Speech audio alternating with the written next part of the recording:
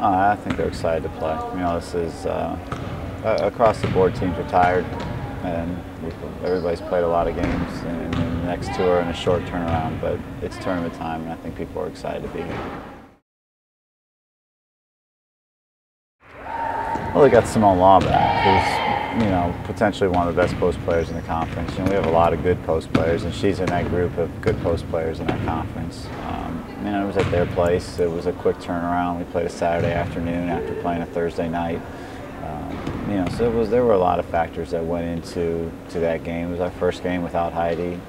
Karen had a broken hand, and you know, we were still adjusting as to how to play without those players. I think our intensity was good and bad, and we've got to just be good. As these next two games, as you get into the semifinals and the finals, there's not as much room for error. You know, I thought at times we were really, really good defensively, but at times we just gave up too many easy shots, got mixed up in transition a couple times. Those are things that we need to eliminate if we want to move on in the tournament. Well, I think turnovers have been an issue for us all year in trying to get that number down, and I don't think there's ever a time we really stop working on that. It's the first time we've started practice with that stuff, but we usually do it throughout the course of the week, and I think it's something that's important to get done on a daily basis. You would think so. I mean, the way that their defense is designed, they give up a lot of three-pointers. The way our offense is designed is to get a lot of three-pointers. So if we were making shots, it has the potential to be a perfect storm for us in that regard.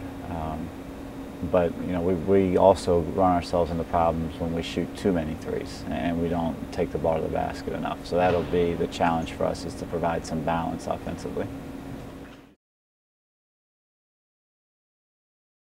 She's really matured throughout the season. She understands how to score when she's supposed to score.